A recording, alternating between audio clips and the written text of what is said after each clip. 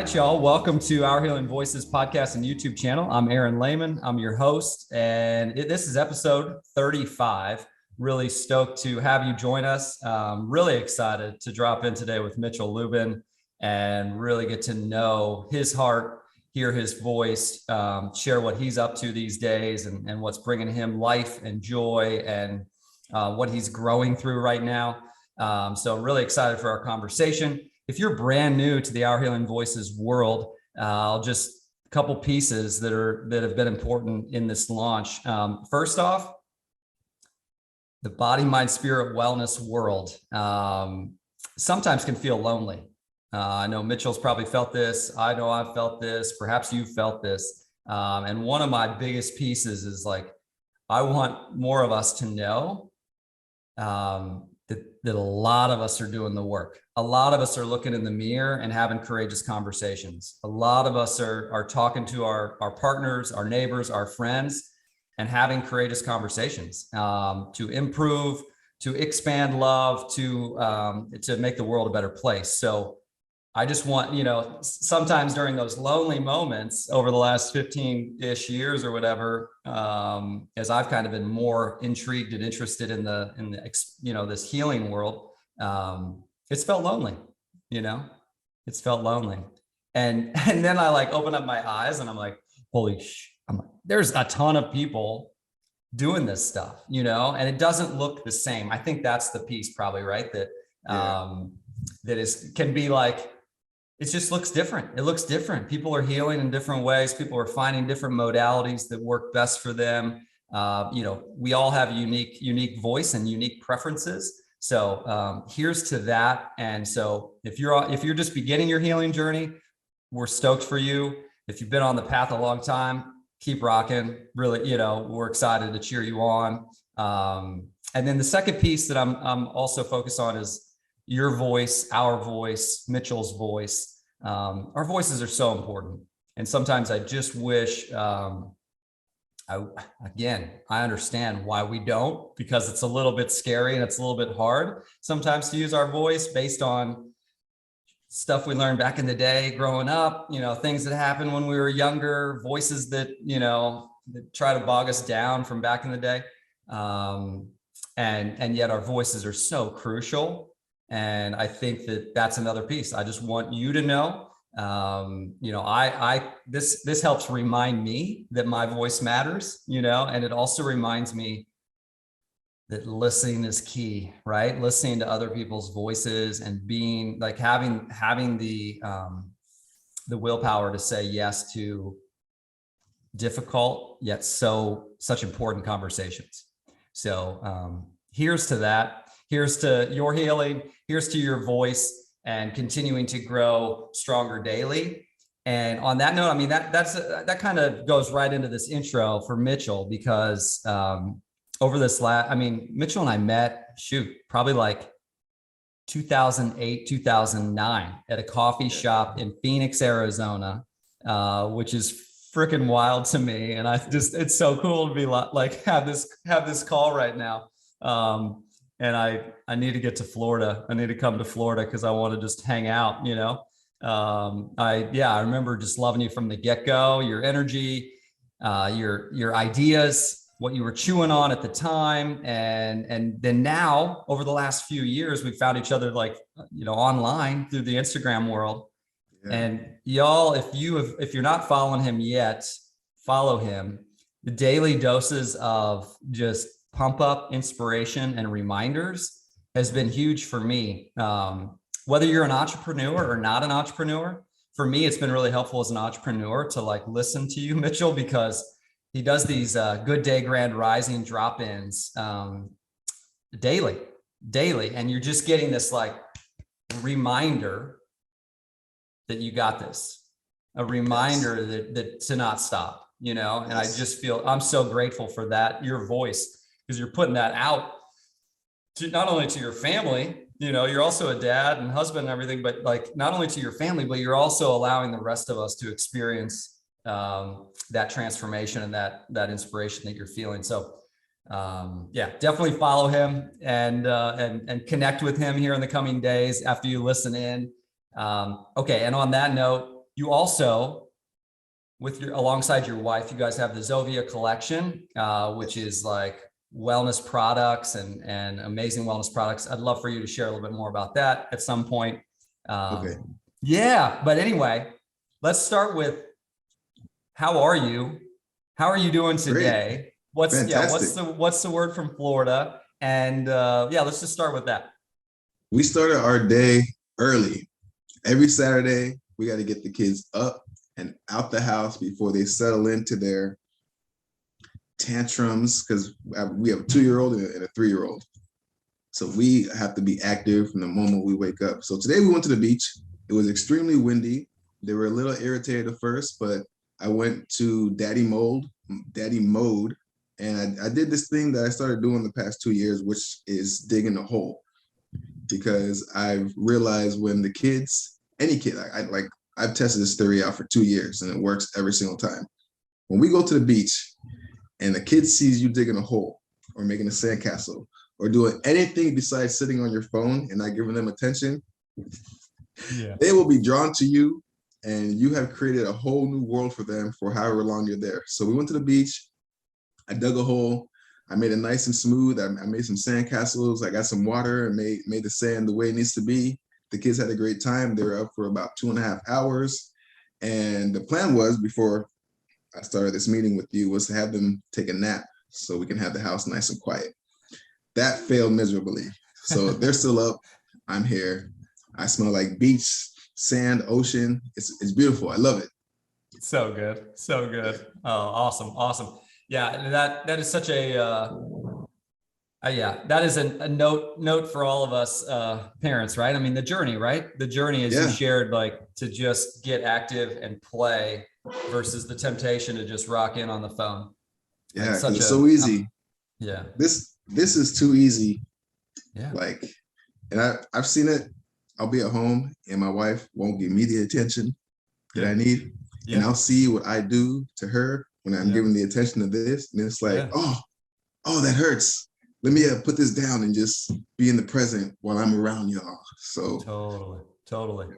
I'm sure so many of us. I mean, I feel you. Sarah and I, just in the last week, we were like, dude, we got to start having some more boundaries around these things. Yes. We went out we were like, leave the phones at home. We're going to get up. We're not even going to look at them, and we're going to go on a walk. And like, that was like, oh my goodness. We were like, we kissed at 6:45 a.m. No, you know what I mean? Like, we're making out while we're looking at the ocean. You know, it's like, because we didn't have a phone to think about, right? The next thing going on. And these moments are always here. So I think it's important to recognize that, because it's so easy to get lost in the sauce of what's going on in the world, and come back to our time together in these moments. Because I don't know about you, but the more and more I'm aware of what I'm capable of doing, the time has been going by so fast. I'll be up in the morning, and before you know it, it's 11:59. I'm like, wow, the morning's gone. Now we have 4 or 5 hours before the sun is gone, and then we're getting ready for the next day. So like, these moments where we can put the phone down and, of course, give time for the phone, but give time for ourselves in the present and our, like you said, body, mind, and spirit. Like, I love that collection of words you said earlier. Such a journey, right? I mean, the call, I think it's like there are these reminders. I feel like they're constant reminders, just fortunately, in a world with a lot of things coming at us, right? A lot of things coming at us. It's like, fortunately, there are a lot of us, right, that are like, okay, ooh, I've been having some neck and shoulder pain right here this last week or so, kind of since like the Russia-Ukraine crap started happening. Like, it was like, it just went right into no joke. It's right here. It's right here. Oh yeah. Like, I've been like, am I holding tension? Oh my gosh. I'm trying to ride my bike the other day, and I'm like, I can't even look over my left shoulder. I'm having to do like a full twist this way so I can look over the full Batman turn. Yeah, exactly. Oh man. So anyway, so it gets me into the body. All right, what's going on? like, okay, probably reading too much news. Okay, that check. Yep. Stop that. Stop that, Yeah. Aaron. And then it's like, yeah. And then just yesterday I went to an acupuncture, like a community acupuncture spot. And the dude just hooked me up with some needles through here, $35. And I'm like feeling a lot better today.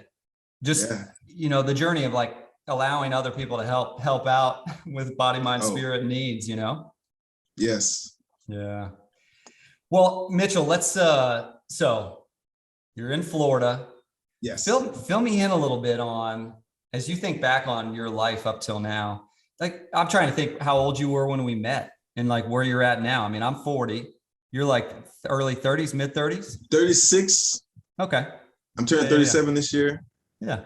So when we met, I was probably, I think I just hit 30, I believe. Yeah. Or 20. Yes. I don't even know. 25. I'm thinking 25, but maybe I'm wrong. Maybe it was 20. Was it 2013? I Late don't know. 20s. Okay. I think it was 2013, 2012, Okay. 2013, around Okay. that time. Okay. Rock on. Got it. Got it. Yeah. So we were, yeah. So 7, 8 years ago, 10 years ago, something like that. Well, how are you who you are? I guess, like as you think back on your life, were there a couple like key moments, pivotal experiences that shifted the way in which you view the world, where right now, Good Day Grand Rising has come to be? It's been it's been a creation and process, but like, what were there any specific moments growing up or experiences that you had Yes, that specifically shaped you, that you'd like pinpoint and be like, oh, this thing and that thing? absolutely. Growing up, we were under strict regulations to stay in the house and not make any friends. My parents are Caribbean, first generation. We're first generation citizens, Okay. and we had to be in the books. When my dad got home from work, you better have a book in your hand Okay. and run up to the door, kiss him, take everything out of his hands, and get back to reading. Mind you, we were also very rebellious because we were fortunate enough to have parents to keep us in the household, keep us with our head on our shoulders, and to keep us from right and from understanding right and wrong. Mhm. Even though they were yelling most of the time, we understood the message. And so that was my childhood. At the same time, my parents were extremely supportive because they always instilled in us, if we're going to do something, to be the best at it. And at a young age, it's kind of nerve wracking. It's like, wow, okay, so we're in Taekwondo. Me and my brothers and sisters, there's 5 of us. So Okay. I try to picture 4 boys, 1 girl. Okay. So it's 5 of us. We're in Taekwondo. We're all black belts, by the way. We've been doing this for probably 15 years. And we come from a strict Caribbean family. My dad's an entrepreneur, business owner, so he's away all day. My mom is also an entrepreneur, businesswoman. So 5 kids, Taekwondo in the house. We're fighting a lot. We're wrestling a lot. We're into WWE. We're breaking stuff in the house. Our parents are coming home. I told you to da da da. So from a very young age, we understood right from wrong. There were no sleepovers, so we were like serious, focused youth. We went to church. We stayed after church. We had dinner with our cousins. Like, it was a really close, tight knit. So growing up, I fast forward. I go to high school. I go to college for about 2 years, and then I moved to Los Angeles because I want to be in the entertainment world. I want to be an actor. Yeah. Of course, my parents were my dad was against this. My mom, she's supportive. Do what you want. I see it in you. Our moms always see something in us where it's like, if you're gonna try it, do it now, because when you're our age or when you're a little older, you're gonna have real world responsibilities.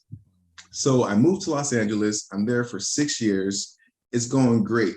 My eyes open up to a lot of people that moved to Los Angeles and now live on the streets. I spent a lot of time meeting actors, talking to directors, writers, producers. I myself have been taken advantage of as far as talent and how would you say? So in LA, in the entertainment world, they will say things like, "Oh, this will be great for experience. So we'll use 12 hours of your time, but we won't pay you, but it's great for experience."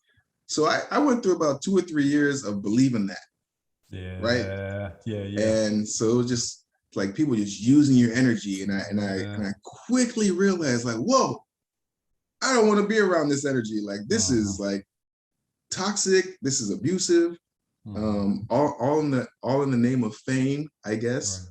Right. And I was like, I don't want to be around these people. This isn't really what I wanted to do. So this was before social media, before we can produce and write our own content and put it out into the world. So I was subjective to having a manager, doing my best to impress a talent agent, going to taking acting classes. This is where all my money and time was going. Meeting casting directors and just trying to fit in. And I never really felt comfortable trying to fit into their box because I was raised that there is no box. So living in LA opened me up to understand that if I want to do something, I'm going to have to curate it myself, which still took time. This is like part of building your character. You have to go through this to grow, to understand, to get to the next level of this game called life. I got that from Kanye West, by the way. I love it. So LA to Arizona. I get to Arizona, I'm broke, I need a job. Thank goodness Phoenix is a hub for, I would say, like call center type jobs, because I got like 3 or 4 jobs within the first couple of months. So I was just consistently working, saving. Yep. And Arizona is great because it's way different from LA. It's definitely different from Miami. Arizona, I learned how to ride the bus. I would never get on the bus. Our parents forbid that. Okay. We either stayed when I was younger, I would stay at the school till like 8 p.m. until someone could get us, because we weren't allowed to ride the bus. Yeah. Probably till about high school. But in Arizona taught me to humble myself, and I was kind of like reborn there. I learned that I got into crystals, I got into essential oils. After meeting y'all, I got into essential oils. Yeah. I took a trip to the Grand Canyon. I learned about what's going on in I forgot where it was. I don't know if it's in Sedona. The vortex. Yeah. So like I found my spirituality in Arizona, which was great because I was able to transform into this Mitchell. So I owe a lot of this to my humble new beginnings outside of Hollywood to Arizona, although it was extremely hot for most of my time there. I was there for about 6 years. So I took some things in, and I'm the type, if I'm interested in something, I'm going to like go all in. So when I heard about like the vortex areas, crystals, like I surrounded myself around people that were into that. When I heard about essential oils, I surrounded myself around people that were into that because I needed to know more. What is this? How come I wasn't taught this? This is some pretty cool stuff. And then I moved back to Miami because here we have a family business, and I'm the middle child. I'm kind of the black sheep. Okay. I'm a little rebellious when it comes to, being told what to do, graduate high school, go to college, and get into real estate. I was like, I don't want to do any of that. That is not in my life's plan. That is not what I dream about when I go to sleep at all. I come back to Miami. I tell my parents, look, I'm living in Miami now. I want to get back into the family business. We have a beauty supply store in South Miami, Miami Shores, Little Haiti. So I get to the shop. My brothers are showing me around, and I'm looking at our business, and my OCD just hits at this point, I wasn't really as calm as I am now. Like I would just say things without realizing how it came off. And this is something that only the closest people to me would pull me to the side and tell me like, hey, you're kind of, you know, your vocal, your energy, it's kind of throwing people off when you, but at that time, my mind was like, wow, guys, this shop looks like crap. We can do a lot better. Our last name is on this building. We got to revamp this whole thing. So imagine me coming back home. My brothers had this shop open for about 10 years. I'm coming from Los Angeles. I'm coming from Arizona. Now I'm back to Miami. And it's a whole different energy. Like I'm all about Namaste. I'm all about Grand Rising. I'm saying Grand Rising now, but you know, I'm back in the Miami energy mindset, and I'm just off the mouth like, hey, we shouldn't have crates on the floor. This looks dirty. This looks ghetto. Why is this over here? Why is there rat poison? Why can the customers see dust on the merchandise? So I'm just like boom, boom, boom, boom, boom. And my brothers, I didn't really realize that my brothers, they're my two younger brothers.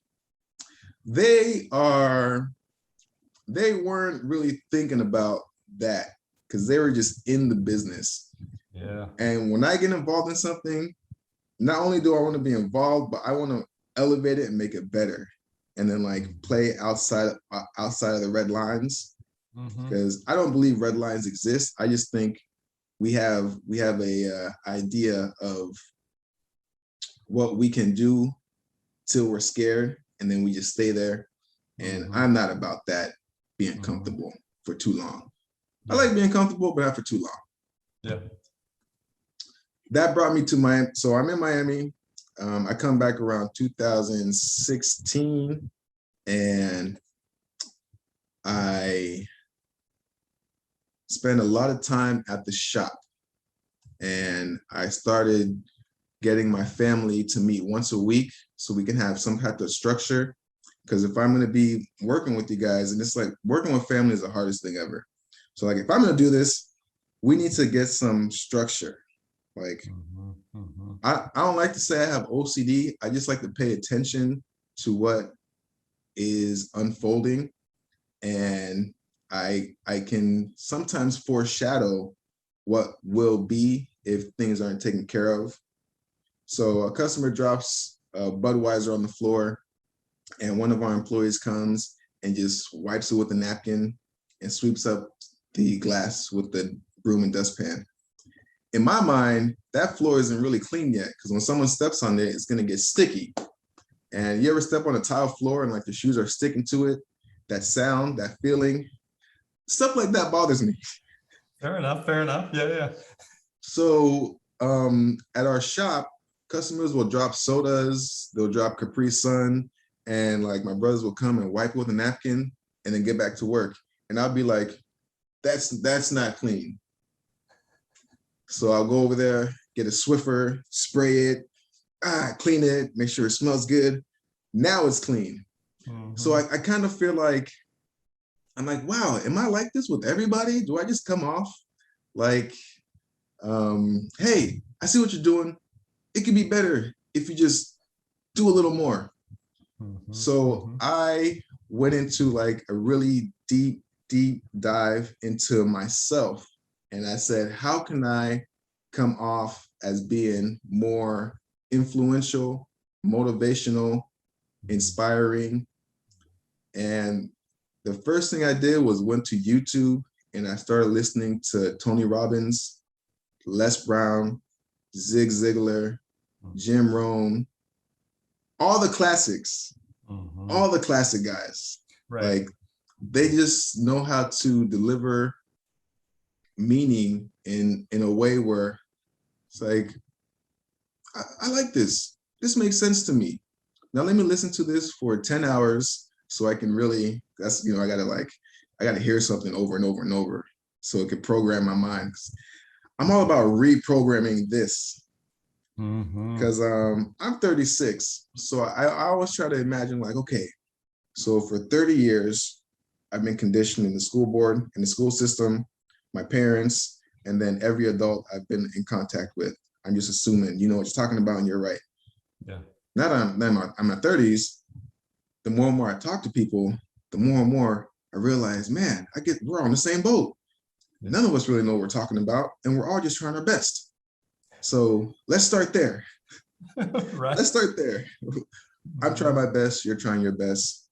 No one's better than the rest. We're all going through a healing journey, and you're meeting me here now. And there are little things we can do every single day to make this healing journey a little better for ourselves. So I did a deep dive. I started listening to motivational speaker after motivational speaker. I started getting books. I started watching seminars, because now on YouTube, I'm a YouTube student. If you tell me about essential oils, I'm on YouTube for the next 6 hours. And this is a problem. I had to like separate my time once I found my fiance and we got married and we had kids. It's like, okay, Mitch, no more you time for 12 hours a day. Now it's you time for 4 hours a day, or maybe even one. Yep. So these kids get a little older and don't need so much attention all the time. So here I am now. I'm at the shop for a couple years. Like, I'm starting to get the groove of it. Customers are starting to like me now, because at first customers didn't really like me as the older brother that kind of brought back structure for our business. When I first got back to Miami and I got back to the family business, people would stand around the register. Like, no one had a concept to like make a line so people can buy their stuff and leave. They were treating it like it's a bodega, like a corner store. Yeah. And growing up, my dad didn't let us go into no bodegas or corner stores. We only went to stores where there were security cameras, it was clean, it was neat. So like, I kind of wanted to emulate that so people don't try to think, oh, because if it's a dirty space, people will treat it dirty. Mm-hmm. I'm all about that. If it's a clean space, they'll be a little more, they'll hold back. They'll try to, oh, this is a nice clean establishment. Let me make sure, the kids aren't running around. So I spent a lot of time kind of rebranding the store, making sure things are clean up off the floor. And I didn't want to come off as too pushy. So I would just do it. And my brothers would see me, and then they'll be like, hey, I like what you're doing. That's a good idea. We should do it. Like, yeah, let's start like doing this. So I will just do it first, and then they will come along. So that's how everything starts. Yeah. Like, everything you see me doing, like, I'm just going to do it now. And because I know in my mind, I spent a lot of time studying convenience stores. That's another thing I did. I went on YouTube and I was like, how to properly run a convenience store? Because our family was doing it in a sense where everyone's family. And it's like, oh no, this is a business, y'all. We are a business. So we need to treat this as a business. I know we're family, but we need to treat this like a business. So I was the custodian. I made sure I opened every morning. I made sure by the time my parents, because my parents will still come to the shop here and there, I made sure by the time they come there, they're proud that we have a nice, clean store. I made sure that the music playing in the store wasn't like anything too derogatory or like hardcore rap. It needs to be something elegant, something nice that all the big Fortune 500 stores are playing. Target, Beauty Element. So I try to mimic that, and like, I did my best to like change the store so it's more welcoming and people will want to come and shop and stay inside and tell their friends about it. And then as I got comfortable, I got comfortable. I started gaining weight. My wife's pregnant. I'm stressed. I'm like, man, like, what is going on? I just moved back to Miami and I just got comfortable. We have and my wife, my wife saved my life. I'm probably rambling right now because you asked. I'm loving this. Keep rolling, man. Keep rolling. So I meet my wife. Mm-hmm. So I'm working at the store. I'm here for about a year. I'm putting the store together. And I have a son from a previous relationship that I'm constantly on FaceTime with. His mother and I are just starting to get along, co-parenting, although it was a struggle. A lot of the things that I thought were struggles were really me not looking within and seeing how I came off. And I realized after our first son, I had the ability to control the narrative of my voice and how I come off. I grew up thinking, oh, it's all you, you, you. And it's like, wow, why did I grow up thinking that? Because that's kind of how it was taught to me. It's like, it was all, it's you, you. So I do my best to mend the relationship with my son's mom, to make sure that she's good, like her mindset is okay, everything's good with her. She's keeping the relationships with her family and friends. So, because at the end of the day, we have a child, and my job is to make sure that our son is okay, and then that I'm always checking in with his mom to make sure that our relationship is okay as co-parents. So I'm at the shop for a year. I start dating again. I go on Tinder. I'm like, I want to meet some people. And I'm a social butterfly. Some people are okay with that. Some people are not. And I just got to be myself. So I meet Tanika. We go have sushi. We hit it off. I'm like, wow, this is the first person I swiped right on. Like me too. And we go out to eat. We hit it off. Like, that's cool. That's great. We started dating for a little while. I'm all into the business. And then she shows me, I guess she trusted me enough to tell me, hey, I kind of do this on the side. And by this on the side, she showed me what she does on the side, right? Yeah, yeah. And this is before like we even thought about like making a website, selling it to people. Yeah. So she's like, try this. Oh, this is pretty good, man. Where'd you buy this? She's like, I made it. Like, what? You made this? Are you selling this? So my mind immediately just went to business mode. Like, okay, are you selling this stuff? How much do you have? How much can you make in 30 days? Yeah, and she's like, oh, no, I just make this for my family and myself. So like, we went from dating to like straight into, I guess, business. Because like somehow I convinced her, okay, can you make a dozen of these? So let's see what we can do with this. And I'm still going back and forth to the shop. I moved back in with my parents to save money, and I'm working at the shop, and I'm dating my now wife. And when I leave the shop, I go straight to her house, and like I'm just watching her create candles, body butters, and I'm just in awe. I'm like, okay, what can I do to help you? Because if this is a hobby, like, and she's into using all natural products, it's nothing. She's vegan, so she taught me. I'm over here, I'm still eating meat, and I still do eat meat here and there. But when I first met her, I was 100% vegan. I was trying to impress this girl. Like, what do I have to do for you to stay with me, for you to like me more? Yeah. But so fast forward, we spent a lot of time together. I shoot her a lot because she wasn't really used to being on camera. And I was like, look, you're very photogenic.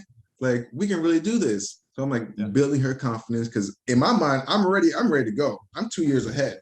Like, we already have a YouTube channel. We have an Instagram business page. And she's like, oh, no, I'm not ready yet. I'm not ready. I'm like, okay, cool. Let's just start slow. Let's take pictures. And then like 2 or 3 months go by, and there's like an event in Hollywood, downtown Hollywood, to set up a table and do vending and have people come and try their products. So we did one. She had like a handful of candles, a couple butters, a couple soaps, and we did one event. Yeah. And that's all it took her to realize, oh, we can do this. Yeah. It took 3 months of convincing. It took one night for her to say, okay, I can do this. Yeah. Awesome. And sometimes I think that's all people kind of need. It's like planting the mustard seed and then continually watering it. Like, okay, something's gonna pop up one day. But that brought me to, okay, so I'm with her. I'm opening up the shop. We have our first child. We're selling, and then she's pregnant again. So now I'm like, okay, Mitchell, you got to start making some money. You got to start doing something with your life, because this is child number 3. One from my previous relationship, and then 2 from my now wife. It's like, you got to do something where you can leave a legacy, where your name is remembered, because my dad left his legacy. We have our business. he still wants me to get into real estate, but we're slowly getting there because I need to get all my dreams out first. I need to get my dreams out first, pops. But Amen. Amen. Love it. So the second child's coming. The first child, she did a home birth. She did a home birth. She was serious about it. I was just here to learn. I learned so much on that first child. I learned so much about food with the first child through her. Second child comes. I'm opening up the shop every day. And one day I go on Instagram, I take my phone. I'm just like, let me just say something. Because even though I'm having a crappy morning, let me just say something to my followers and my audience so I can give off some good energy. Because I run the business, the Lubin's discount Instagram too. So I wanted to like create content so people can be drawn my way. So at first it was just a good day, grand rising, everybody. I hope you're having a good day. Don't give up on yourself. Stay focused. Bless up. That was it. It was basic. There was no real energy behind it. And someone from Instagram sent me a DM and was like, yo, that message you sent this morning brightened up my day. So Aaron, I was like, really? Yeah. So I was like, okay, let me try this tomorrow. Let's see what happens. Let me do this tomorrow. So the next day I was like, good day, grand rising, everybody. Hope you guys are having a great day. Stay focused, productive. Don't give up on yourself. Have a great day. I had no full monologue. I just put it out. Yeah. And then same thing happened. Someone else hit me up. Someone liked it. I was like, okay, my endorphins just went up. That felt good. Yep. Someone sent me a DM like, hey, that was great. Fast forward, I have a monologue for 49 seconds and I take from my teachers. I call motivational speakers my teachers. Yeah. Because I kid you not, I think we're surrounded by teachers our whole life. Now we're at an age where we can pick and choose the teachers, okay, I want this group of teachers to teach me this philosophy. And that's what I did. I would take quotes from them. I would insert it into my grand rising message. And then I would make sure I'd say the same thing every single day. So people know that, look, you can stay focused, you can stay productive, you can stay motivated, you can stay inspired, and you can stay hopeful. As long as you don't give up on yourself, you can make these things happen for yourself. Although it's hard, and I'm not perfect, but the words, I understood quickly that words matter. So it took a while to get consistent with it. But once I found it, once I found that sweet spot early in the morning before people get to the news and CNN and all the other nonsense they're going to feed us throughout the day, if I could deliver that in the morning, then this is what I'm going to do moving forward. And here we are. Yeah, man. Yeah. And now, so on that note, follow the dude right now on both his main page and Good Day Grand Rising, because I'm loving both of those, and the Zovia collection. Follow and learn more there too. Oh my gosh, such an awesome download to just hear it laid out like that. That's so freaking magical to me. I'm like, I feel like I was watching your show. That was like, that was beautiful. So a couple pieces that jumped out as I was hearing you. First off, I'm going back to like childhood, right? Where you were like, you had entrepreneurial parents who were hustling. I mean, it sounds like from what you're describing, 8 o'clock, they're getting you at school at 8 o'clock at night or whatever. Like they were really committed to their craft, committed to their business, committed to their, their visions, with 5 kids, right? So there was reason they were hustling, right? They were hustling. So you saw that model as the middle child. You guys were all freaking black belts. That's wild to me. But all had this like very high bar. There was this very high bar that, even though it was a little chaotic at home sometimes and whatnot, you all had this very high bar when it came to studies, when it came to, what you were doing each day. Anyway, so you kind of got this implanted in you. Then kind of go have your adventures and kind of like discoveries in Hollywood, or Hollyweird, as you said, where that was really interesting to hear. I mean, just that, because you had this dream of being an actor, right? Yeah. But then you go spend 6 years in LA, Hollywood area, and you're just like, ooh, not sure I actually want to be used, sacrifice aspects of myself, right? Whatever, like in order to get there, in order to make it.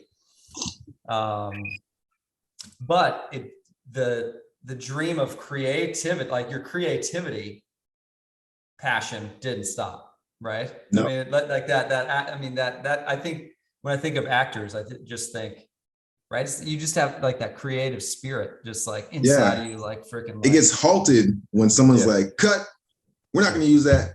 That wasn't a good one. Try it this way. And we're just like, but I have this vision.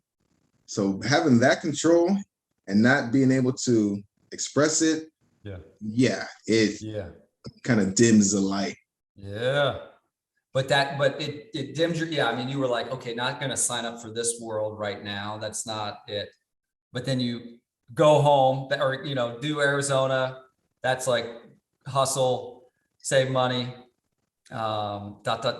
family stuff, go back to Miami, and attention to detail. I mean, because I feel you on like you're like, maybe I'm a little OCD, it's like, I feel you. It's like, you're just attentive, right? I mean, you just, from your upbringing perhaps, but like also just your own development, like the attention to detail was important to you. Yeah. And you brought that, probably like as a middle child, as you see like your younger siblings just being freaking bonkers. And then you got so you probably were like the peacemaker, trying to like, we got to clean this. We got to clean it up. Yes, like this is crazy, or whatever. We got to do better, y'all. Come on, they're watching us. Exactly. So anyway, so then you get, really start to bit by bit just model. It sounds like you did an incredible job just modeling for your brothers who were holding it down at the shop. And then eventually they were like, okay, we can do this. Let's do this. And I love like your passion for learning, and just like you said, like, I mean, YouTube, the teachers, right? Your teachers, like that is powerful right there, right? Where you're just daily saying, okay, I choose to grow this, right? And you talked about your mind. You're like, I gotta rework this baby. I gotta rewire. I gotta program it anew, right? Almost like program it anew. So, and the guys you mentioned, I'm like, heck yes, right? And when you get on that, when you get hooked on that, those downloads, I mean, you just are freaking amped all day, right? I mean, it's like once you get hooked on those downloads, it's like the moment you start feeling a little doubt, here comes that quote from Tony Robbins that's in the back of your head. Here comes Les Brown, like, don't give up on yourself ever. It's like, I hear you. Let me get back to work. Oh, dude. I mean, and that is one of the, oh man, isn't that, I mean, as I'm thinking about that reality, right? It's, as an adult, right? I mean, the willingness to grow, Mitchell, right? The willingness to grow and to realize we are in need of healing, expansion, cleansing, right? I mean, we all had things that went right and wrong growing up, right? And we all did crap in our 20s that maybe were questionable, you know what I mean? Or whatever. Maybe it was earlier than that, so I feel like a lot of people just are like, oh, well, this is who I am. This is who I am. But what I hear you describing, I just hear you describing like, I will continue to learn. I will continue to discover, right? And learn, and like just absorb. Again, not necessarily perfection, right? I think that's the challenge. I mean, I would imagine you like, we have some similarities where it's like, wait, why am I freaking stressed out right now? Like, I know that it takes 6 deep breaths and a little time outdoors. It's like, Yeah, you know, 100%. right. When people say this is just who I am, I agree. Like, this is who you are, but there is more. Right. Like, there's 100% more than who you are. Because I get it. You've had a tough break. Things are working out for you. And now you're saying, this is who I am. This is what I have. But life is long. I mean, just imagine you're in your 30s. Mm-hmm.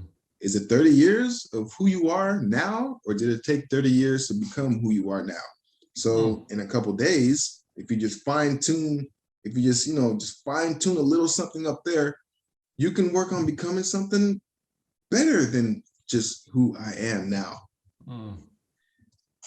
And I only say that because I did it with myself. Yes. Yeah. Yes. Yes. Totally. Yeah, dude. Oh, again, powerful. So that creative spirit is not like, right. That's what's allowing you to bring the Good Day Grand Risings. I mean, right. The daily there, that creative spirit allowed you to go into the shop and be like, all right, here we go. Shift. Here we, like, this is how we're going to take this to the next level. Right. Yes.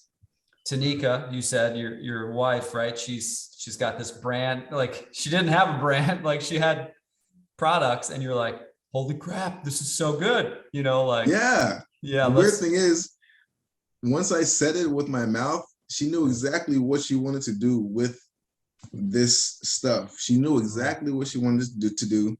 But I imagine her showing this to someone in her family, and they're like, oh, this is okay, it's good. And then it stops. There's no praise. There's no like, oh, shock factor. And it's like, some people don't really know that there's more that goes along with this is good, this is great, and thank you. There's like another side where it's like, instead of just thinking, okay, yeah, this is cool, thank you, then there's like another side of acknowledging and then building up. Because not everybody, this is probably something you can understand. Not everybody can see it, but some people know to go above and beyond. Like if you're talking to someone and they kind of have a frown, and you're like, man, if I crack a smile right now, they'll probably smile too. So, right? Like, you just made me smile. So, or like, who was I listening to where they're talking about body language? So I do this a lot at the shop when I'm at the register checking out customers. I can immediately feel their energy while they're waiting for their change. So sometimes they'll stand like this. And when I hand them their change, I too will stand like this, so they can see that this is how they're standing. And they will, 9 times out of 10, change. They'll be like, oh, I didn't even realize. And I did it one time, Aaron. Yeah. And ever since I did it one time in the work, I do it every time now. I do it every time. Just to help remind people of what If they're standing like, so I'll be like, and they'll look at me, I'm like, oh, yeah. And they'll be like, oh, yeah, loosen up, relax. You're getting your change back. You just bought something you need. Like, this is good. Yes. Oh man. I'll catch myself in interactions rocking some of this, and I'm like, dude, what is going on? I'm like, am I cold? What is going on? Yeah. Well, just and that attentiveness, right? I mean, that you bring to life, right? Where you're able to, it's one thing that you called out, this like the products, right? That your then girlfriend was creating, but then I hear you saying like it's another thing to then help continue to like be that voice of right. I mean, I think most of us, again, this is why I love following you on the daily, because it's like, I need it daily. We freaking need it daily. I mean, my brother would be like, we need prayer daily, like, and depending upon different people's paths, like whatever you need, like I need some Les Brown daily. Like I know when I'm locked into that world of when I'm getting my Mitchell Lubin download, or I'm getting my Les Brown download, or I'm getting my, you know what I mean? Like when I'm getting those downloads, I go after my business in a different way. Yes. I go after I show up for my wife in a different way. 100%. It's just different. It's just different because you're getting reminders to be like, be present, and you're just like, well, of course, but living that, right? When you get like, when you're listening to somebody talking about being present, oh my gosh, time can everything can fade away. And you and I are the only thing that matters, and it's just like, here we are in this little, anyway. So presence, right? Listening to things that, again, not easy shifts, right? Especially when we've got synapses that have been hanging out for 40 years, right? Yeah. I've got some synapses that I'm just like, all right. Hey, I want to uproot you, but I kind of like, there's an addictive nature there, right? Probably. We are working on it daily. Oh my gosh. The best part about this is the awareness of knowing that it's there. Because now the next step you make is your choice. Like there's a point where, okay, I was ignorant towards this. I let this take over my life for 5 or 6 years. When people lose weight and they have their transformation story, I'm always like, when was the day? Like, what was the event? What happened where you were like, this is the last time I'm doing this? I love asking that question because then it helps me understand like, wow, okay, I had a last day I'm doing this and you had a last day you're doing this. You took it to the extreme. You lost 150 pounds and you look great. And possibly on that journey, throughout that journey, people kept saying, wow, you look, wow, you look, even though they've seen that person lose weight or they've seen that person big for 20 years, the reminder of, wow, you're doing a great job. Like that can do so much to somebody, just fanning their flame, as Will Smith said in one post, in one quote. So I think we all have the ability to fan people's flame just a little bit, just a little bit. I try to do that every time I see someone that's like, oh, I have a little business. Let me see it. Well, don't hide it from us. You have an Instagram. I feel like I'm the Instagram guy. Do you have an Instagram? Because at our beauty supply store, a lot of the girls come in and they do hair. Oh, I do hair. And then here I come. I don't know, maybe there's something wrong with me. I have to correct them because you don't just do hair. You're an artist. Because when I see their work, I'm blown away because not everyone can do this. And how old are you? We're like, oh, I'm 18, I'm 19.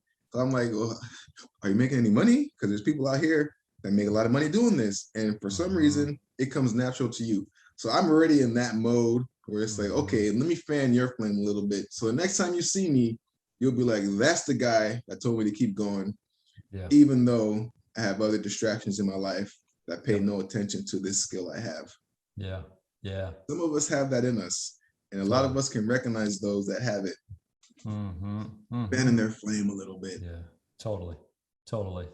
And that, I mean, you fanned my flame a couple of weeks ago. You sent me a message and just reminded me like, keep going. And it was like, just those little, that fanning the flame. I love that. It's such I watch your, whenever you post, I'm always going in, and maybe I should do a better job at letting people know, hey, I just saw this episode. I thought it was great. That's something I definitely got to work on. Cause like I'll watch people's content and I'll like it, but there's more that needs to go into a like. If you watched, I went off to your website to listen to an episode, which means I got to come back to the post and leave a comment. It's like, there's so much that goes into it that some of us get lost in.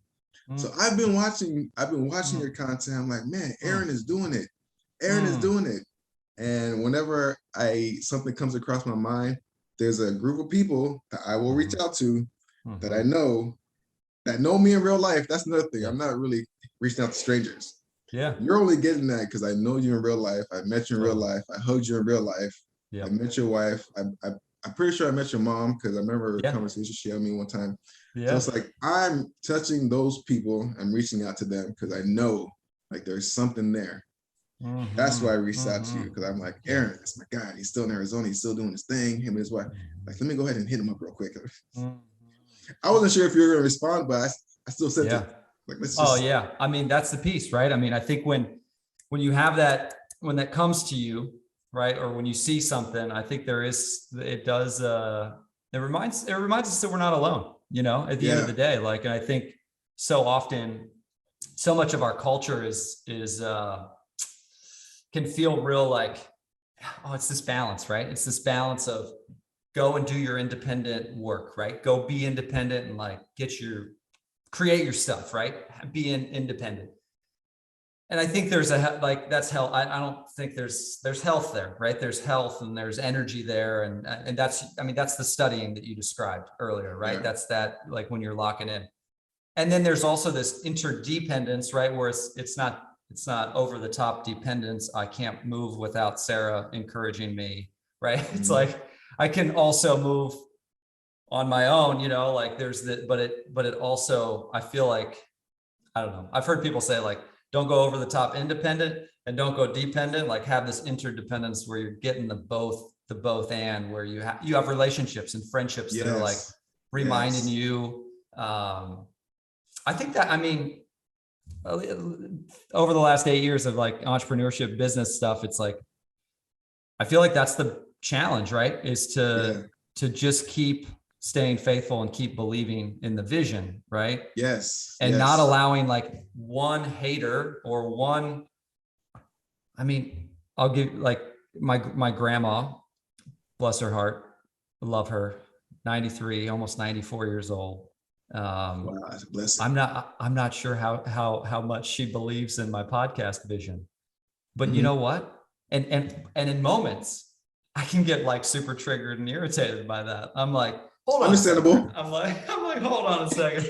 I'm like, wait, this is like, really? This is, but this is real. Like, this is real. Yeah. Like you had like some voice, right? That's just like, oh, well, I don't know if that's, even though she's never like looked me in the eye and said, I do not support your, you know, like it's just been energy that I've like through other messages and stuff. So all that to say, how do I focus on the cheerleaders, right? Right. Because there's there's so many cheerleaders that are like, Mitchell, keep going, right? Yes. Tanika, keep going, right? There's so many cheerleaders that are saying that to us. But for some reason, we focus on the freaking little, you know, the one person, like the one little, you know. That man, my dad was that person. He was that person. When I was 21, I was doing amateur boxing, and my dad was against it. I was going to the gym, and I didn't even want to do amateur boxing. I didn't want no one punching my face, but I went to the gym to get in shape so I could impress girls. Okay. So I signed up for a boxing gym. I'm like, this is a great way to get in shape. My dad's like, no boxing for Lubins. I'm like, damn, I'm 21. I can do whatever I want. So he's against it. Yeah. So like, I'm in boxing. I'm doing it for 4 or 5 months, and a coach comes up to me and goes, "Kid, you have the spirit." Like, imagine Mickey from Rocky. It's like, that's what, because like, this was before I moved to LA. Like, I'm into watching movies. So like, I'm like, wow, a Mickey, like this guy really sees something in me.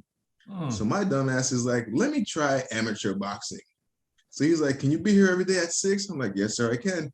So I started showing up. I started meeting the team. I'm like, I love this environment. It's like supportive, like you can do it. And like, this was building my character. As much as my dad was against it, little did he know that what I was going through was building me to be the man that I am today. Yeah. So a lot of the anger I had kind of like dissolved into punching a bag. And then I got hit in the face the first time, training, sparring. Yeah. And I didn't like it, but I didn't die. Yeah, right. I didn't break my nose. Like, it hurt, but I'm still here. I'm still learning. I'm like, I'm kind of stronger. My body's coming together. Yeah. And so I stay on. I sign up for a fight. It's on a Saturday. My brothers know about it. My cousins know about it. All my friends know about it. My dad finds out about the fight. He comes to the fight. He sits in the front row. As soon as the bell rang, guess who was the loudest one cheering me on when he was actually there in the moment to see me do my craft? Wow. And I could have, yeah, I was like, oh, Dad, Yeah. Mister, I don't want you to do this. And here you are in front row cheering me on. Wow. I won that fight. And the kid I was fighting, he was like a tall kid with long arms and I kind of like got the points. I didn't knock him out. I just, I boxed by points because I had the trainer make sure you get those points. But after that fight, I was like, wow, it kind of doesn't really matter like what the people closest to us say, because when they see you in your greatness, they will know. And it's like I never like told my dad, oh, I told you so. It's like because they know, he knows. Yeah. And I also hurt when he was like, no, I don't want you to do boxing. And being the rebellious person that I am, when it comes to that type of authority, I did it anyways. And to see him turn around and be at my fight and like be I heard him say, that's my son. I have it on, because I used to like record everything on camcorder. So I have it for my history so I can show my kids, like, look, your grandfather was against this, but you hear the person yelling in the back, that's your grandfather supporting me. So that experience let me know whenever someone says, oh, you're still doing the Grand Rising stuff, it's like, I'm not paying attention to you because there's 20 people over here that can't wait for it every morning. And I had to learn too to leave the haters alone and focus on the cheerleaders. I went so long giving the haters my attention, and it will prevent me to do things that my cheerleaders needed. And the only person that it kind of hurt was myself. And I, for some reason, would give the people closest to me more power over my actual ability, which would hinder my talent and my progression. And something happened, something clicked where it was like, I'm just going to do it anyways, because I have an audience that wants it. And I have a tribe that likes quotes. And I have a tribe that likes when someone says Grand Rising to them in the morning. I also realized doing Good Day Grand Rising that a lot of people don't even get greeted in the morning. Because when I open up the shop, I'm usually, whenever someone walks in, because we open at 8 in the morning, so we're getting all the draggers like, oh, it's Monday. Oh, I gotta catch the bus. Oh, I gotta go to work. Not around Mitchell. You're not bringing that energy to me. Good morning. How you doing, Mrs. Johnson? Hey, by the way, we have the water on sale too. Buy one, get one. It's like, I gotta give it to you. Otherwise, they're gonna give it to me. And then I'm gonna be at the register like, my neck hurts. Why does my neck hurt? I'm over here spazzing out on my wife for no reason. Like, babe, are you okay? Like, you know what? I'm not. I think, so. Yeah. That energy, right? I mean, that's, as you're describing that, what it's like, we all have these energy, like this energy, right? And it's like, it's okay, real. we're gonna, I remember having teachers, right? You had teachers that were like there, loving it with you, wanting to be there. And then you had teachers that were like freaking checked out, stressed out, like not there, like wishing it was the weekend, and it's just different energy. It's a completely different energy. And it's, I mean, it's part of being, I got some rough hours. Sometimes I have some rough days when I'm like, on the wrong train or whatever. Sometimes I get on the wrong train without realizing it. I'm like, wait, I just got on the wrong train. Why'd I get on the wrong train? I just wanted to remind myself why I don't want to be on the wrong train. Exactly. That's right. This doesn't feel good. I don't like how this feels. It's so stuffy. Control my feelings. Exactly. Totally. All right. So let's say, so a few more questions. I'm loving everything you're sharing. Thank you for being here. So grateful. I'm loving this. Thank you for having me. Thank you. Oh yeah. So grateful. All right. So when you are, let's say you're having you're not feeling super grounded. It's a rougher day or something does kind of rub you the wrong way or something. Like, what are some strategies that you're using to just reground out, recenter, and just feel better to then show up to, offer your best self? Like, what do you have any specific strategies or things that help you? I mean, you've talked about the YouTube, your YouTube teachers, but what are some of your go-tos? Whenever I'm having a rough day at the shop, I know that it's just, I've been able to train my mind into understanding that it's just a transfer of energy. Okay. Before, I would just tough it out. I'm having a rough day. Like, I get home, I'm not really a friendly husband to be around.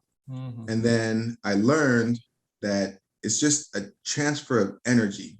So now I'll drop on the floor and do 10 push-ups. My wife would tell me to do something at the shop right then and there, because she studies a lot of personal development, healing. She studies Queen of Four.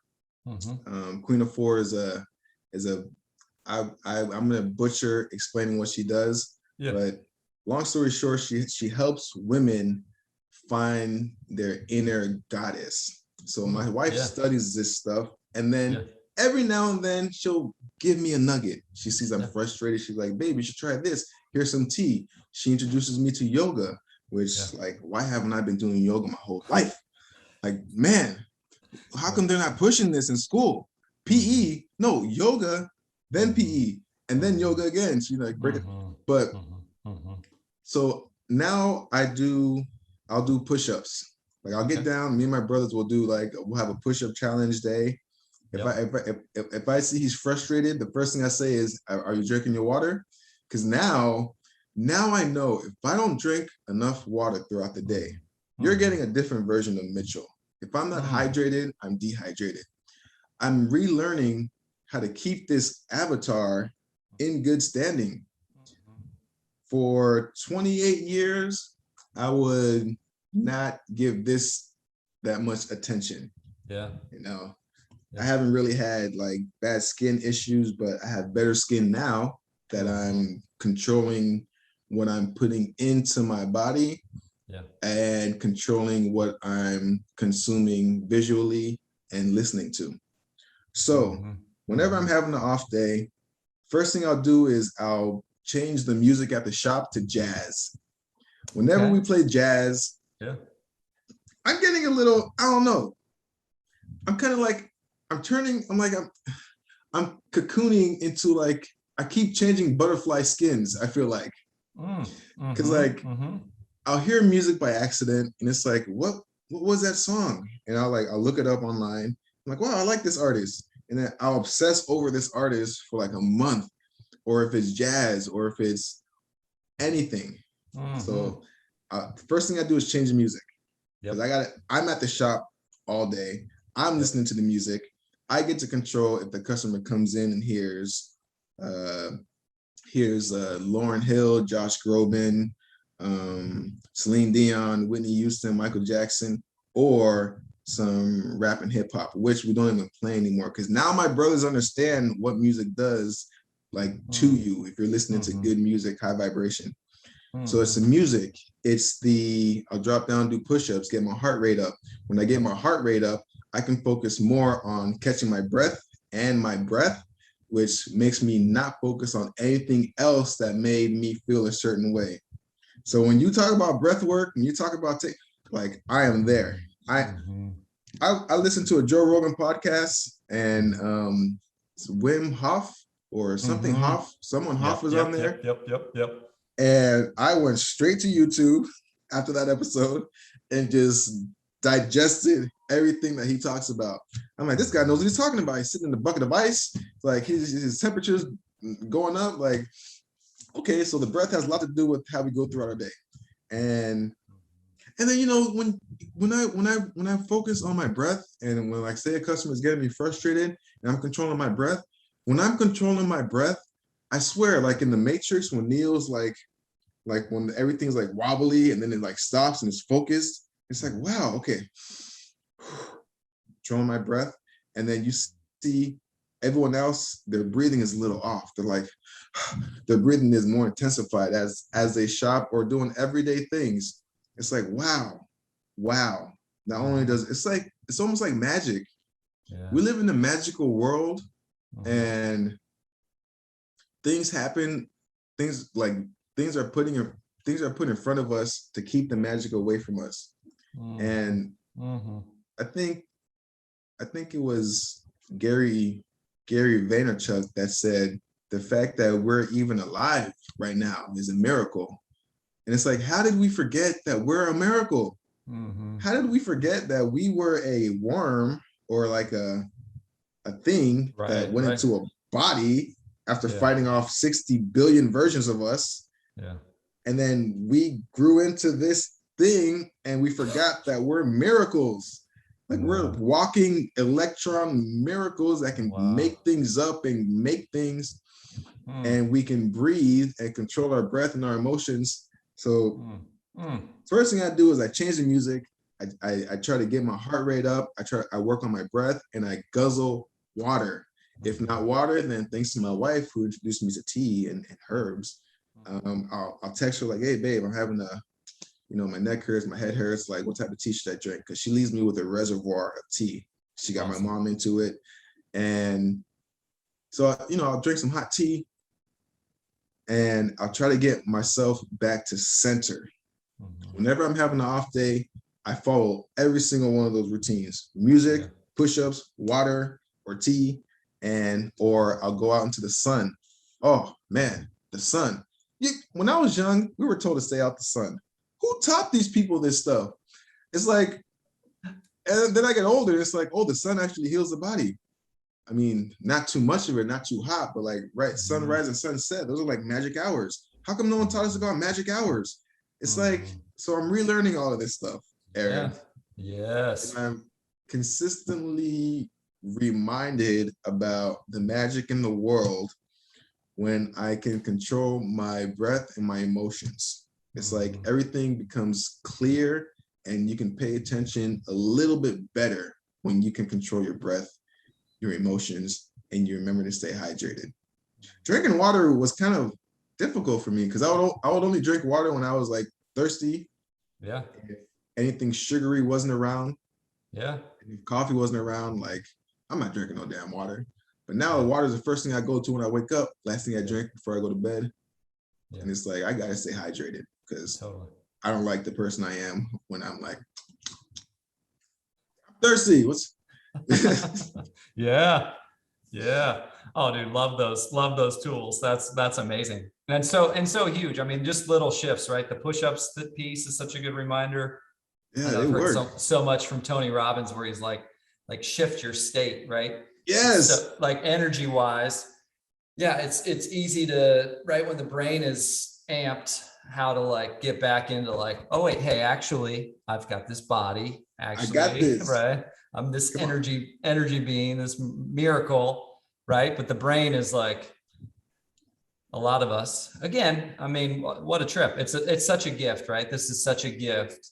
Yes. Especially the more, I love how you said like what you listen to, what you what you're looking at. I mean, so much of that is influence, and then how we perceive reality and respond to reality, right? Where you said like, oh my gosh, I'm more in touch with my breath. Okay, then I can breathe with whatever comes my way versus like being on edge. Dude, I used to, so good. I used to listen to morning talk radio every single morning when I'm driving to work. I would listen to the Breakfast Club. I would listen to NPR, and this was around the time like Trump was just getting to office, so it was nothing good. Okay, people were upset, people were tense. Like every day it was something about the country, and it's like I'm listening to this driving to work. This is how I used to start my day. This is before I would get to work and I would be tense. I would be rude with customers. I'm like, why am I so like, where's this coming from? And I cut that off. I took off the radio. I take my phone, I connect my Bluetooth, and I have, okay, it's gonna take half an hour to get to work. I have a 45-minute Jim Ron video. That's my lesson for the day. Yeah. And doing that completely changes how I have an outlook on life and the customers and what I have to do for the day.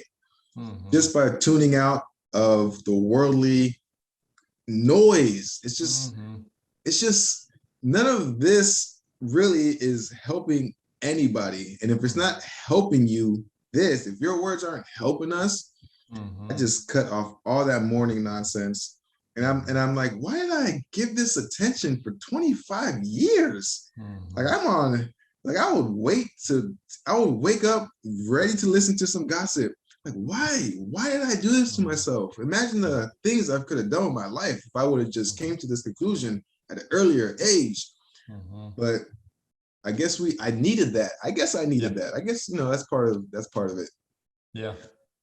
And I mean, I think it's part of it. Think about how you and Tanika are parenting right now. I mean, it's a different ballgame, the way in which you're showing up for your kids. I think that's what's going to keep shifting it. So the fact that you're made the discoveries in the timeline that you did, right now you're creating a unique space, and it doesn't mean your kids won't be challenged by the powers that be and the distractions and all the, hey, come, you need this, like, get locked in here, like they'll have their own challenges. But I think my hope is that, right? I mean, I feel like a lot of 20, 30, 40-year-old, I think a lot of us are like, wait, hold up a second. Clean out the eyes a little bit. Like, this is a freaking miracle, y'all. Yes. This is a miracle. Like, can we just stop all the chaos? Can we stop the chaos? And could the powers that be a more honor, could we invite a more honoring reality and an honoring system, a loving world, and I think I think we're calling that forward. I pray, I hope. I really hope. You keep doing these interviews. You keep letting us use our voice on your platform. Your calling will be heard by the masses. And you'll have this. You'll have this, because what you do is amazing. You get to interview like the most interesting people, and they get to be on this library of all of your. I'm on episode 35. So for the rest of my life, I'm gonna be telling people, hey, yo, I'm on episode 35 of Aaron's podcast. Living. Sorry, what's the name of it? Oh yeah, you're good. Our Healing Voice. Yeah. Our Healing Voices, baby. For the rest of my life, Our Healing Voices. I'm on episode 35. So for rest, whatever episode 100, 500, you're on the network. Hey, I'm on episode 35 for history, for life. So this is amazing. Yeah. And what was I gonna say? And the kids. Okay, so the real reason I'm doing Good Day Grand Rising, because a lot of the adults, a lot of us, we understand we have things to learn. We understand we have things to unlearn. But for the kids, there is something happening with the youth and their confidence that I don't like. I do not like what's happening, because a lot of the teenagers that come into our shop, something there is, and it's probably happening at home, and it's probably happening at the school. It was probably this pandemic for the past 2 years that kind of messed everybody up.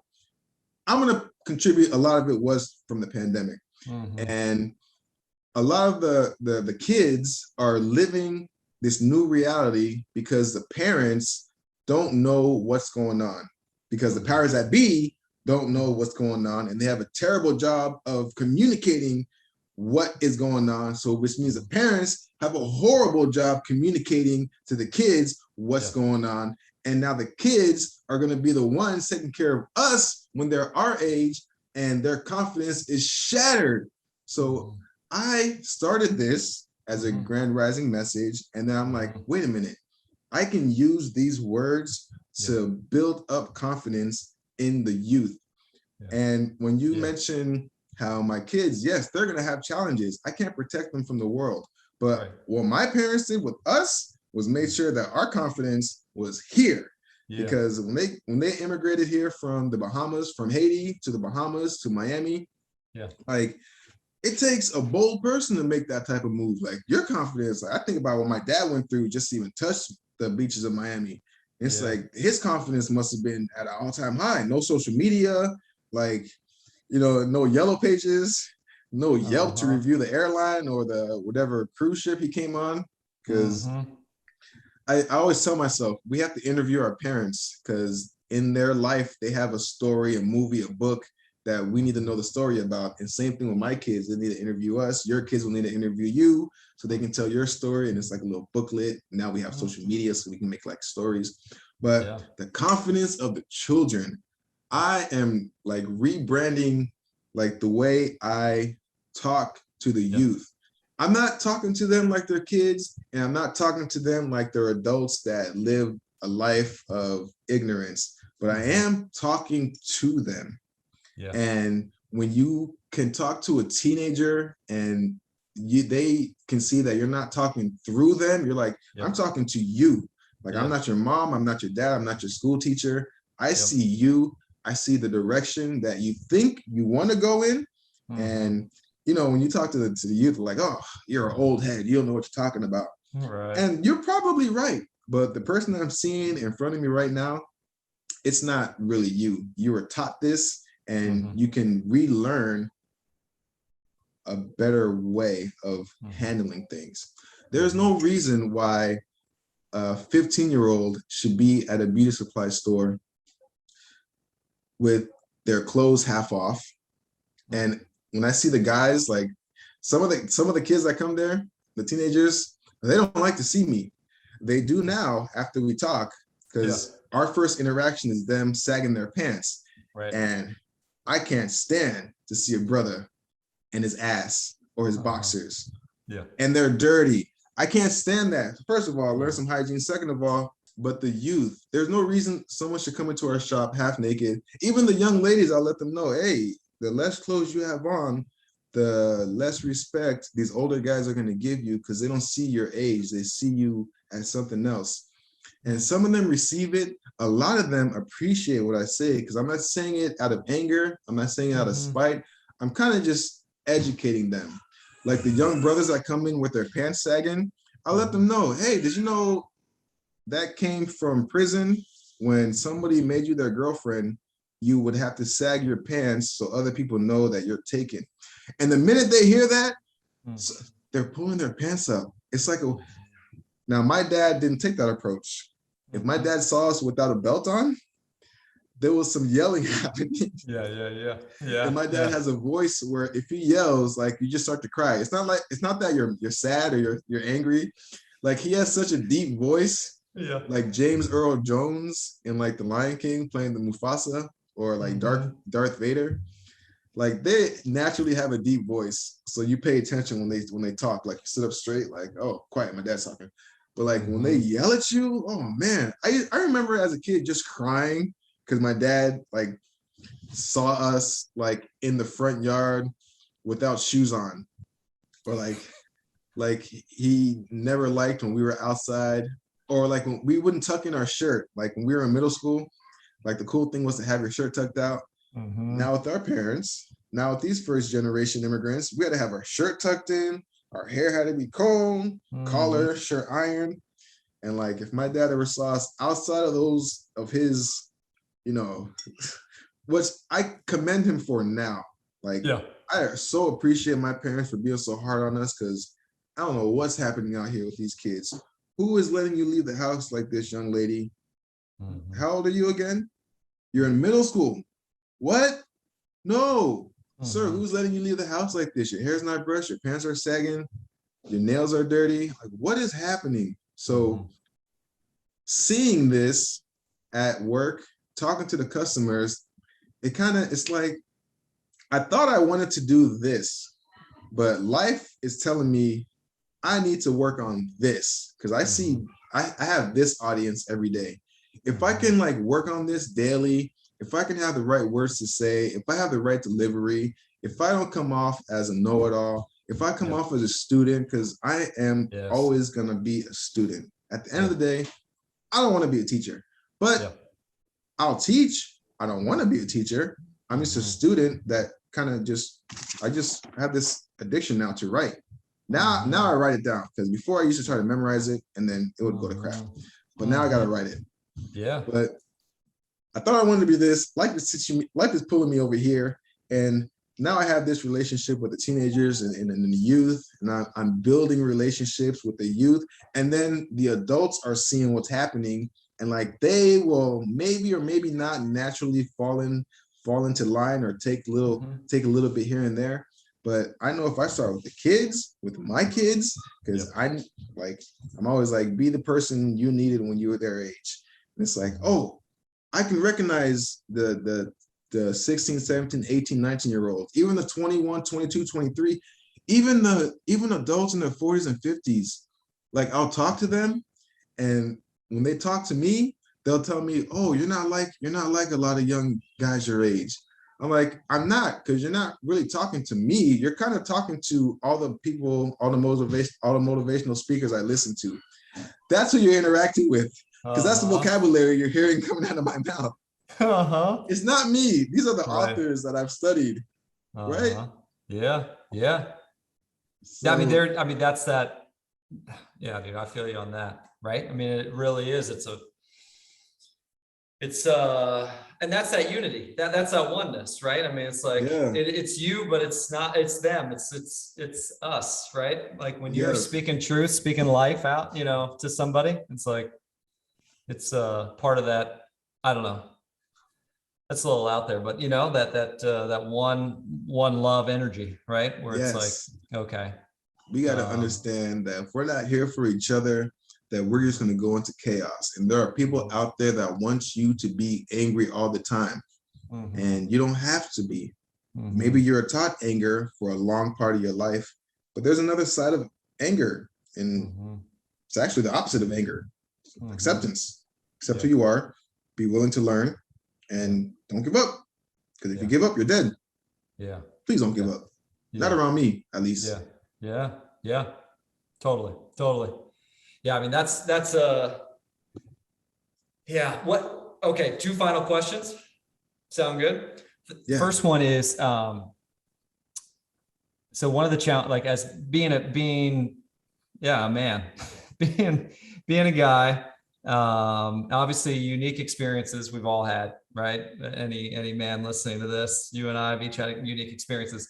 But the other day I was kind of frustrated at this reality of, I feel like I'm allowed to be, okay, this is it. I was being vulnerable with Sarah, just saying, I'm kind of like struggling a little bit on my confidence level with this, and I mean, I was raised by counselors, so I'm like usually pretty comfortable being vulnerable. Like that's usually a pretty comfortable, I'm usually like, yeah, I'm not afraid to be like, yeah, this is really what's happening, or, this is really what's going on. But for some reason, like with Sarah, I was having a little bit of like, I didn't want to admit that I was struggling. And, and I think I was expressing to her, I was like, it's like we're allowed to like show anger or confidence. I was like, are these it's like, you're allowed to be confident or angry. It's like, we're not necessarily encouraged to be like, oh, you're feeling sad right now, Aaron? You're feeling a little overwhelmed. Like, oh no, you can be angry or confident. That's it. It's like, and well, yeah, I mean, again, I know you and I are both on this personal development train, choosing to be on that train most of the time, where we are choosing to fill our confident bucket, our positive energy bucket as much as possible. And also the spectrum of emotions it's so huge. I don't want to pretend to Sarah, I don't want to pretend to you that I was confident all last week. You know what I mean? Like in actuality, I was like struggling with my neck and shoulder pain, and I was getting in my head and, all sorts of stuff.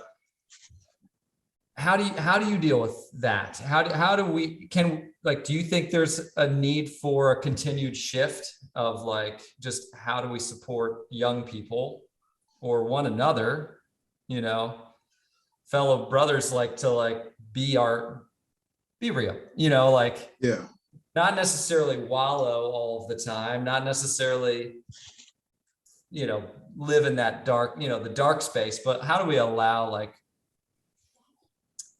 people to admit, like, you're safe here, Mitchell. Hey man, if you ever need, I'm just like, if you ever need a listening ear, right? I'm like, dude, just freaking reach out to me. Like, let's to drop in, and I can just hold space for that. Not confident and not, or you know what I mean? Like, anyway, any reflections on that whole? Yeah, there's always moments where you're gonna need some help. You're gonna need someone to ask questions to. You're gonna need someone to speak to you. I think people kind of take down their wall when they can see someone else being vulnerable and sharing their story. So maybe you'll go somewhere and you're looking for motivation, but the person you're trying to get the motivation from doesn't really give you what you need. And then they tell you something a little transparent about their youth, or they'll tell you their aha moment, or they'll tell you all their failures, and then boom, they'll tell you the day something happened. And you're probably like, wow, okay, so I'm kind of there. Yeah. And if I just keep going, or if I just keep talking, if I could find someone to talk to, or if I can talk to someone, or if I can help someone that I see in a situation that I've been at and overcame, then maybe that will help me a little bit if I can go back and help.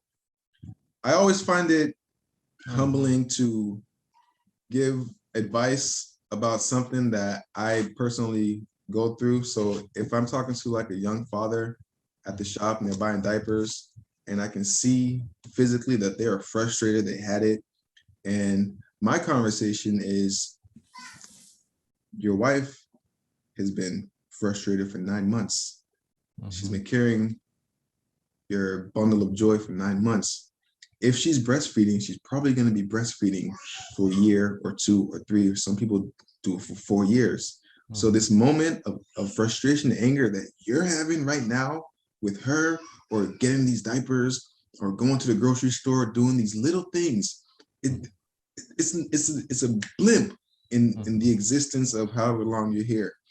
So, think about that sometimes. And whenever one of our customers will come in and they just had a baby, and it's like, oh man, like I'm having a tough time. It's like, I get it. Times are tough, but tough. Who said this? I'm going to say Jordan Peterson, because I heard him say it, but I've heard many people say this, how tough times build strong people, strong men, or something like that. Tough times create strong men. And that's just the beginning of the quote. Yeah. So yes, you're going through a tough time. Good. Maybe not good right now, but if you can understand that this tough time is building you up to be tougher for the next, because tough times are just going to keep coming. If you think, oh man, this is the toughest time I've ever had, let me just check out. And no, because when you were young, you didn't know how to tie your shoe when you were frustrated until you knew how to tie your shoe. You didn't know how to ride a bike until you were frustrated, until someone taught you how to ride a bike. You saw someone, you tried it, you fell down, someone probably helped you, but maybe someone didn't help you. But you know how to ride a bike now, do you? Yeah. Do you remember all the struggles before you knew how to ride a bike? Not really. Exactly. Yeah.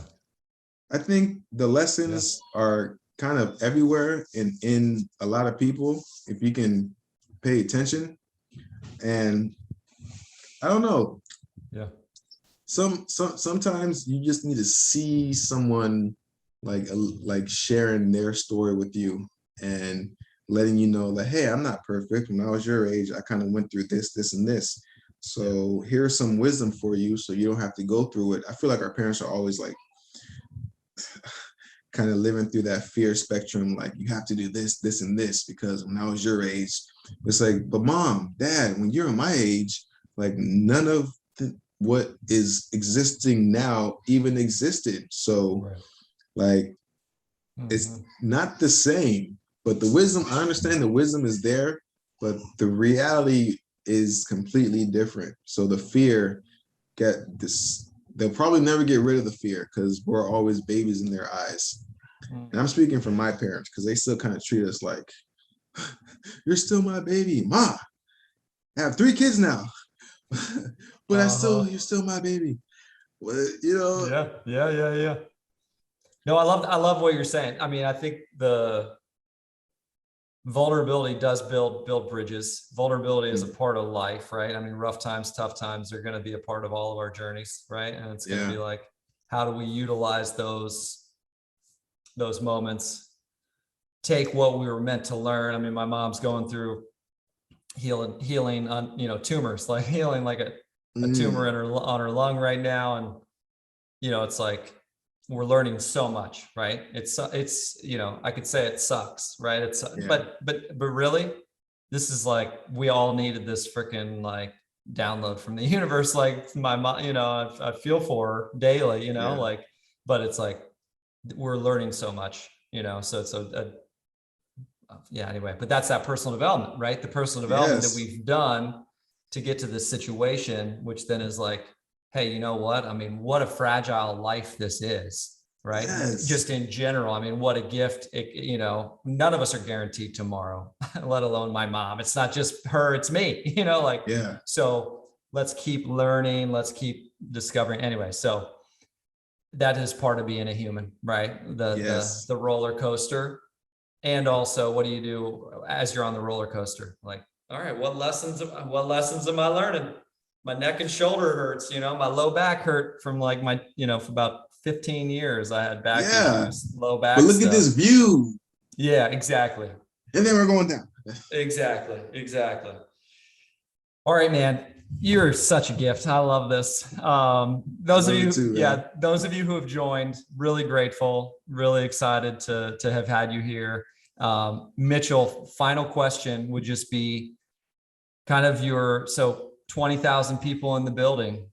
Yes. You know, honest, as I was hearing you speak, to be honest, as I was hearing you share a little bit earlier, I was thinking, well, when you were talking about teenagers and breathing confidence into the teenagers and the young people, right? And healthy self-respect and all, you know, the different things Yes. that are important to you. I was like, man, I could totally see you at your, you know, like going in and doing presentations in schools, Yes. in companies, you know what I mean? Like where you're like able to literally be like, all right, here's my hour to freaking just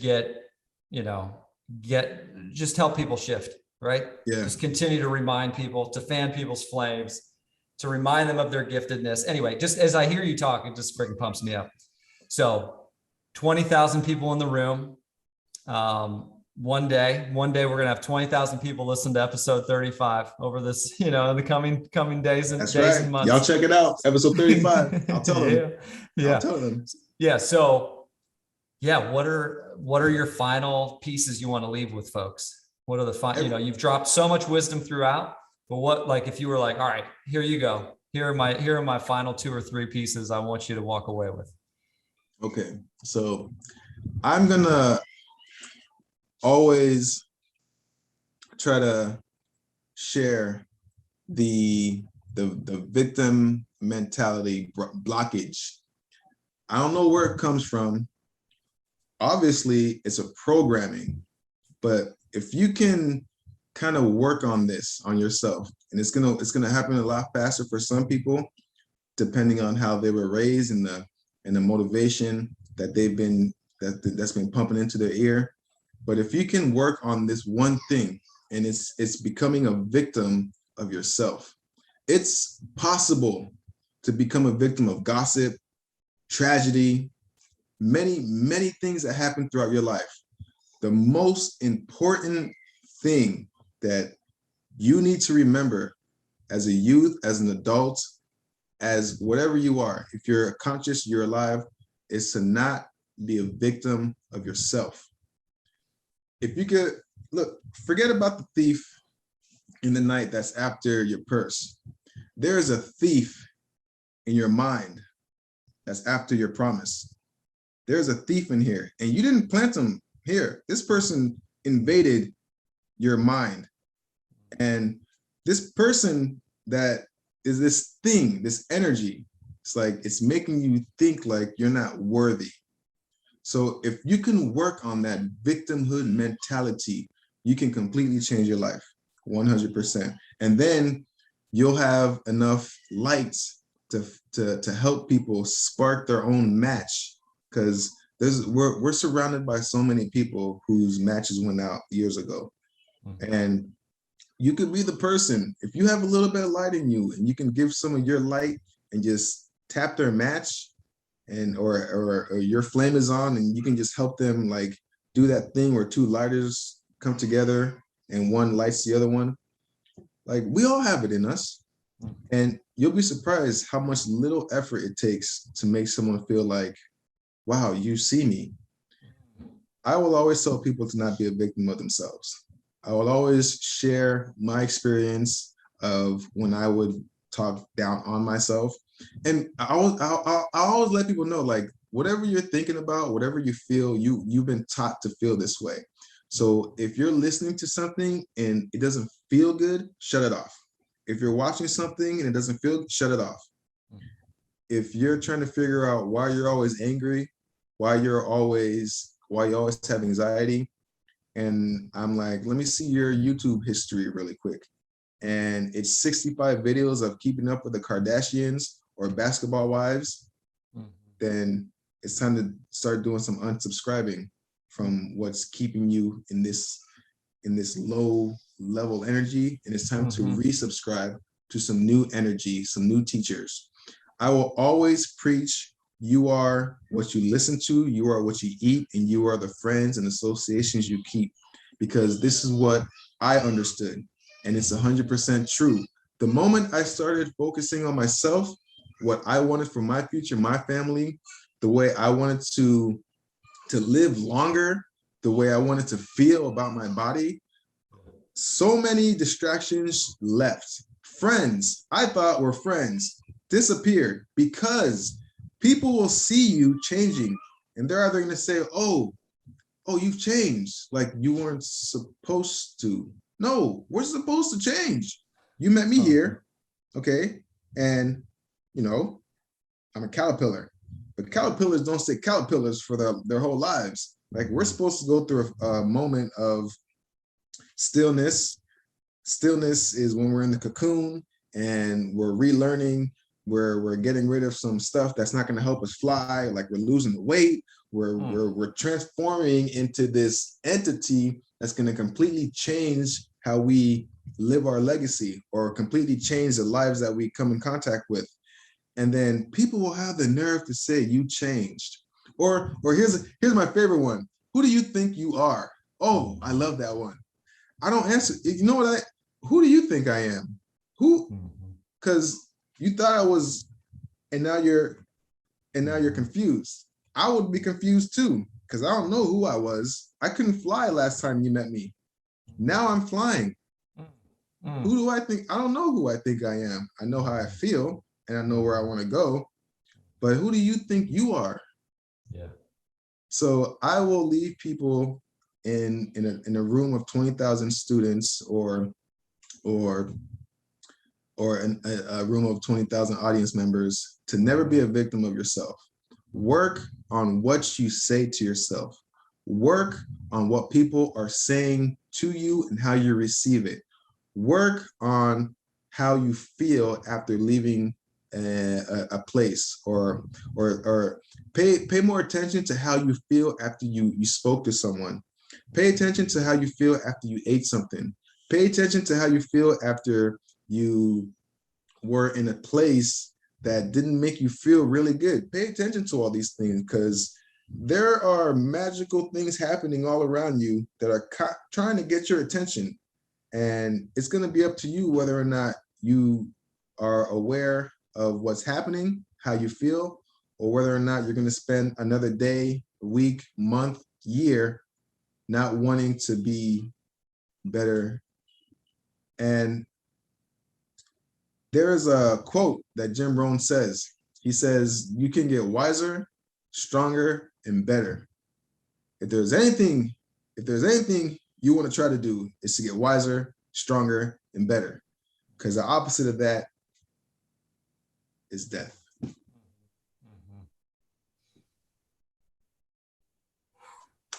Wow. Wow, Mitchell. Oh my. So freaking good. So freaking good. Aaron, yeah. Like, man, bro, I gotta thank my wife and my kids for humbling me, and to, like, I gotta thank my parents too, because the more adults I speak to that are my age, like people my age, it's like, wow, y'all didn't get the downloads that were available to you. And now you're 36 and your mind is still 19. This is a scary place to be, because you have kids, you have a job, you have where your mindset is still high school. Like, bro, we were out of high school for 20 years, man. We got to get it together. Come on. I always talk to the guys that are my age or women that are my age that need a little direction, whether they'll take it or not. They know when they're coming to Lubin's and they're going to stand in front of our register for 2 or 3 minutes, that there's a conversation that's going to happen. Mm. And I don't do it to everybody, but there are some individuals that want it, but they don't know how to ask for it. Yeah. And they keep coming back to you because they know, okay, what do you have for me, Mitch? I heard your Good Day Grand Rising this morning. It spoke to me. And I tell them, well, what do you think? What are you thinking, man? Where in your life do you see that you can just like fine tune something? I know you have a business, but I don't see you. And well, Aaron, I am the guy that's like, you gotta post content. Like a lot of people do not like when I say this, but then once they start posting content, they come back and go, oh, Mitch, man, if you didn't tell me to post that stuff that week, it's like, yes, why'd you yell at me when I tried to convince you the first time? It's like, come on. Like, you have a page, you have a great product, put content out for people to see what you do. And it's like, I don't like myself. Then they do it, and it's like, I'm loving this new business and all this new money I'm getting. It's like, yes, like do it more. Yeah. I believe in you. Yeah. Mitchell, thank you so much. And just really proud of you. Really proud of you. Thank you. Really excited to keep growing alongside you, dude. And however intentional you and I choose to be, I'm grateful for our connection right now and excited to see. I mean, who knows what sort of co-creative endeavors might come to be in the future, but I'm open for everything. I'm appreciative of your willingness. I'm so appreciative of your willingness. Those of you who joined us today, episode 35 of Our Healing Voices featuring Mitchell Lubin. Please find his info in the description, in the comments. Like, make sure you get locked into what he's putting out on the daily, and be inspired. I think that, if I'll close with one thing, it's just, may we continue to have courage. Yes. To feed ourselves, to feed our cells, to feed our mind, right? To feed our being with goodness. May we continue to have courage to do that.